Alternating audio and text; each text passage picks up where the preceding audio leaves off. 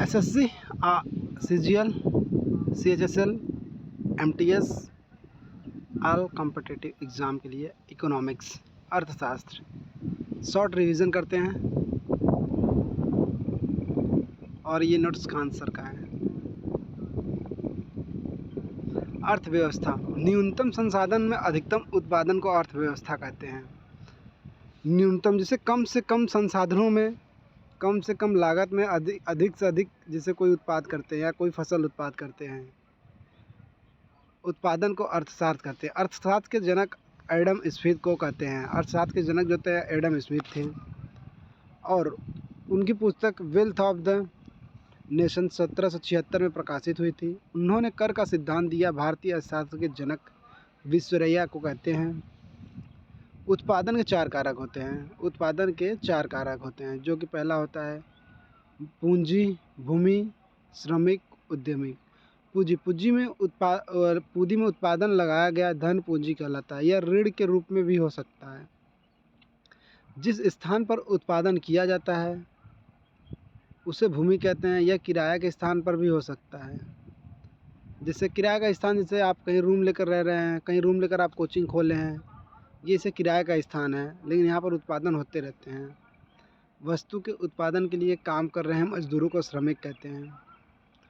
वस्तु के उत्पादन के लिए, वस्तु मतलब कोई भी सामान के लिए उत्पाद कर रहे हैं, उस पर मजदूर को श्रमिक कहते हैं। उद्यमी, कंपनी जिस व्यक्ति की होती है उसे उद्यमी कहते हैं। जैसे उद्योगपति या उद्योग मतलब जो अपनी कंपनी के ऑनर होते हैं उनको हम कहते हैं उद्यमी।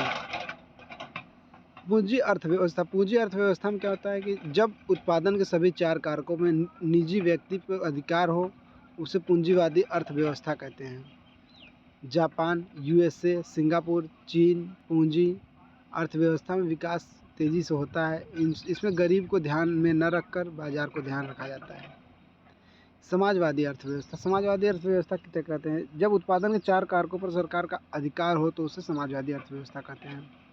मिश्रित अर्थव्यवस्था में जब उत्पादन के चारों कारकों पर निजी तथा सार्वजनिक दोनों का अधिकार हो उसे मिश्रित अर्थव्यवस्था कहते हैं।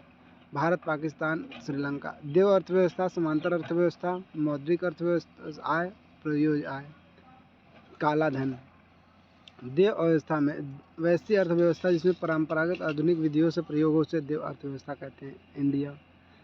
समांतर अर्थव्यवस्था, काला धन अत्यधिक बढ़ जाने पर समांतर अर्थव्यवस्था कहते हैं। इसमें मौद्रिक नीतियाँ कम प्रभावी होती हैं। काला धन, वैसा धन जिसमें टैक्स नहीं दिया उसे काला धन कहते हैं। काला धन की जानकारी सरकार को नहीं रहती है। काला धन मतलब जो आप टैक्स नहीं दे रहे हैं उसे आप काला धन कह सकते हैं। रियल इनकम टैक्स, प्रयोज्य आय में देनदारी तथा ऋण भार को हटा देने पर बचा हुआ धन वास्तविक आय कहलाता है।